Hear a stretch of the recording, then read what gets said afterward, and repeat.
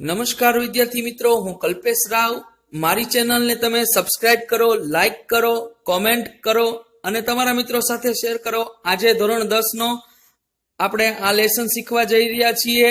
Do as directed. મિત્રો, do as directed ધોરણ 10 માં સેક્શન ડી ના 50 અને 51 ક્વેશ્ચનમાં આપણે પેલી બે વાત આગળ જોઈ. ચેન્જ ધ પર્સન અને ચેન્જ ધ પ્રોનાઉન્સ, આ બેની ચર્ચા કરી.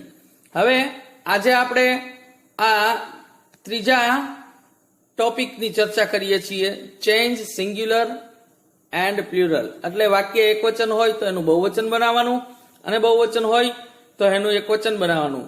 વિદ્યાર્થી મિત્રો, આપણી સમક્ષ સિંગ્યુલર પ્લ્યુરલ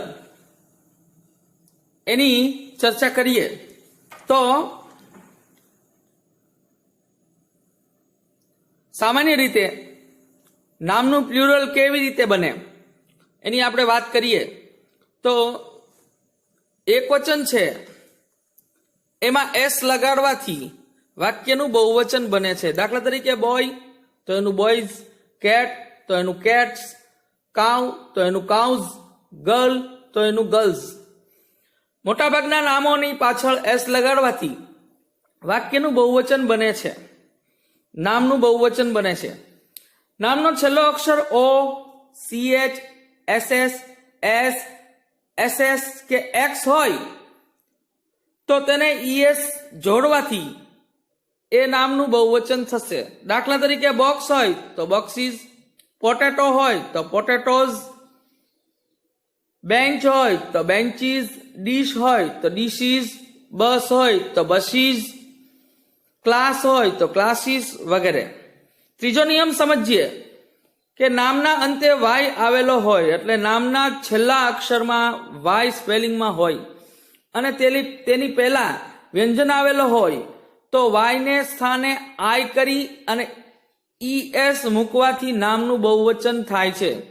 જેવી રીતે ત્રીજા નિયમમાં તમે જુઓ, બેબી તો વાયનો આઈ કરી અને ES થયું બેબીઝ, લેડી તો લેડીઝ, સિટી તો સિટીઝ.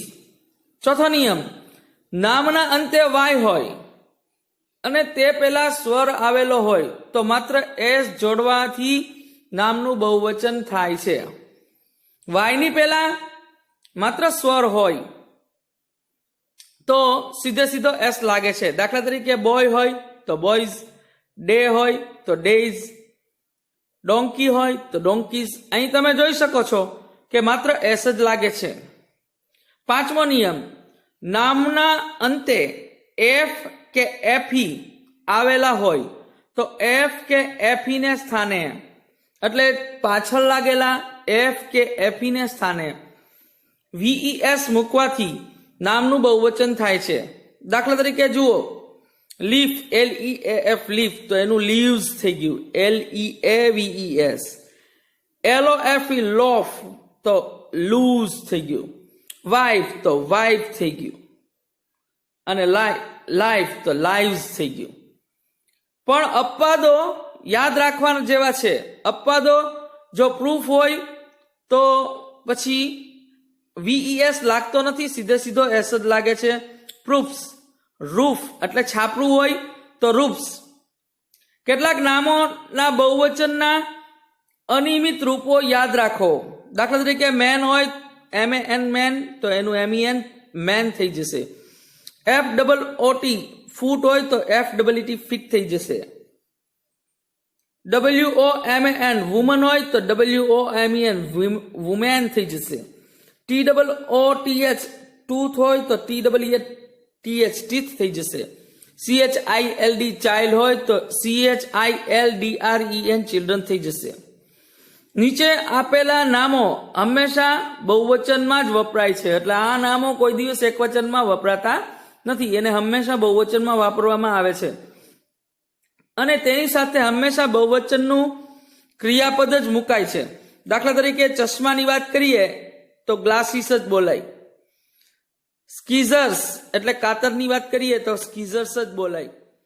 એકવચનમાં નામ પેન્ટ્સ, ટ્રાઉઝર્સ, સ્પેક્ટેકલ્સ, ક્લોથ્સ અને પોલીસ જેવા નામો એવા છે કે આ નામોની સાથે હંમેશા બહુવચનના ક્રિયાપદ જ મુકાય છે. આ નામો હંમેશા બહુવચનમાં જ વપરાય છે. હવે વિદ્યાર્થી મિત્રો આપણે એક્સરસાઇઝ જોઈએ. સૂચના છે, rewrite the following paragraph. Singular into plural and plural into singular. એટલે આપણે આ ફકરો છે, જો એક વચનમાં હોય તો એને બહુવચનમાં ફેરવવાનો છે, અને જો એ બહુવચનમાં હોય તો એને એક વચનમાં ફેરવવાનો છે. પહેલું વાક્ય વાંચો. The man looked at baby. The man અને બેબી એક વચન છે, તો આનો આન્સર આવશે the MEN man looked at the babies. આ બેબીનું બેબીઝ થઈ જશે. It was crying. વાક્યનું રૂપાંતર થશે they were crying. He did not know what to do. They did not know what to do. He called his son. His son. એટલે they called his નું their થઈ જશે, their son નું sons થઈ જશે. And asked આ him નું their થઈ જશે. him નું them થઈ જશે. asked them to bring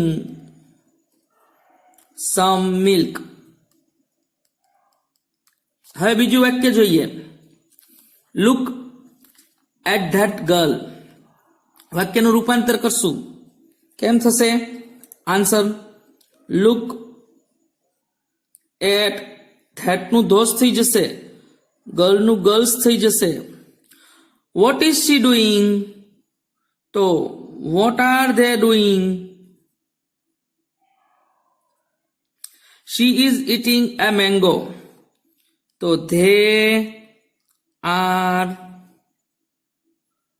eating. આ આર્ટિકલ નીકળી જશે, બહુવચન બની જશે mangoes. What is that woman doing? What are those WOMEN woman doing? She is drinking tea. તો એનું રૂપાંતર થશે they are drinking tea. She is calling her daughter. રૂપાંતર થશે they are calling their daughters. અહીં ડોટરનું ડોટર્સ થઈ ગયું. હવે પછીનું ત્રીજું વાક્ય જોઈએ મિત્રો. શું કહે છે? That man was running. આ ધેટ મેન એક વચન છે, બહુવચન થશે. શું થશે? Those MEN men were running. પછી એમ કે છે એમાં કે હી ફેલ ડાઉન. તો ધે ફેલ ડાઉન. પછી વોઝ હી ઇન્જર્ડ? તો વેર ધે ઇન્જર્ડ.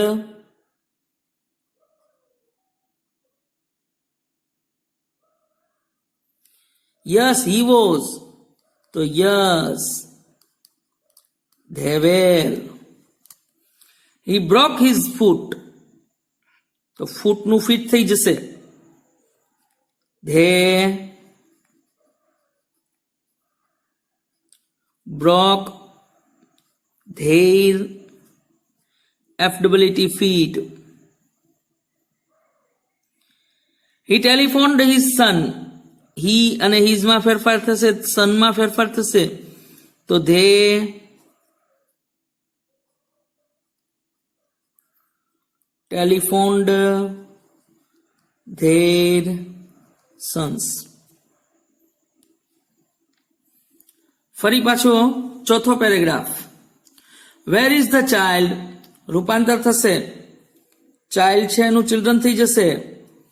વાક્ય રૂપાંતર કેમ કરશું? Answer. Where are the children? Is he in the class? Is he અને ક્લાસમાં રૂપાંતર થશે. તો R they in the classes? He is sitting on the bench, on A bench. તો રૂપાંતર થશે they are sitting on benches. Bench નું benches થઈ જશે. The teacher is sitting on his chair. The teachers are sitting on their chairs. chair નું chairs થઈ જશે. He is telling him a story. They are telling them. him નું them. Stories. વાક્યનો article નીકળી જશે. આ રીતે ચોથું વાક્ય. હવે પાંચમું વાક્ય જોઈએ વિદ્યાર્થી મિત્રો.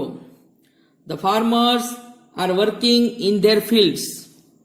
તો વાક્યનું રૂપાંતર થશે, આન્સર થશે. અહીં ફાર્મર્સ એટલે બહુવચન છે એનું એકવચન કરવું પડશે. The farmer is working in his field. એમાં બીજું વાક્ય. These farmers have grown potatoes. તો THIS, these farmer has grown potatoes. અહીં તમે જોઈ શકો છો કે અહીંયા પોટેટોઝ બહુવચન છે, પણ અહીંયા બહુવચન જ મૂકવું પડશે. એક બટેટું આવે નહીં એટલે એ આપણી જનરલ નોલેજની વાત છે.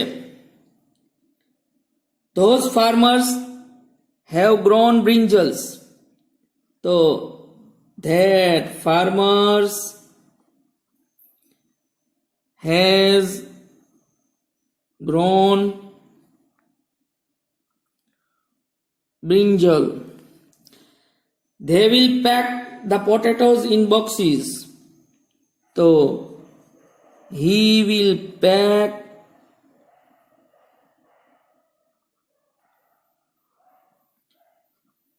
the potatoes in box. હવે પછીનું વાક્ય જુઓ. છઠ્ઠું વાક્ય. The commanders ordered the soldiers. વાક્યના રૂપાંતરમાં વાક્ય બહુવચન છે, એક વચનમાં ફરશે. તો કેમ થશે? The commander ordered a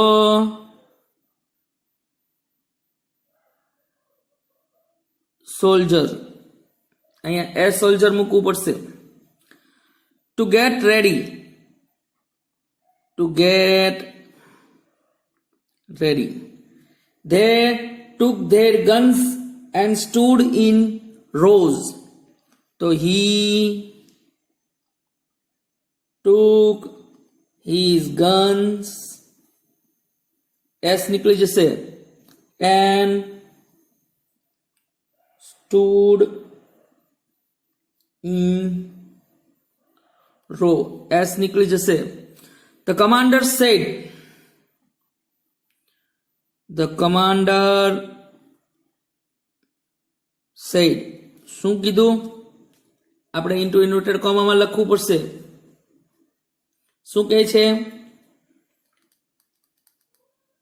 young main, MAN થઈ જશે, ઉદ્ગાર ચિહ્ન. Be prepared to lay down your leaves, અહીંયા લીવ્સ એટલે જિંદગીની વાત છે તો એનું લાઈફ થઈ જશે બી પ્રિપેર્ડ ટુ લે ડાઉન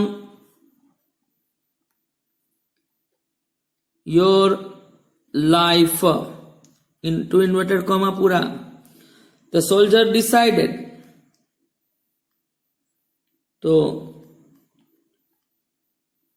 the soldier S निकली जैसे नहीं, decided to defeat the enemies. तो the enemy थी जो है MY and win the battles. तो battle थी जैसे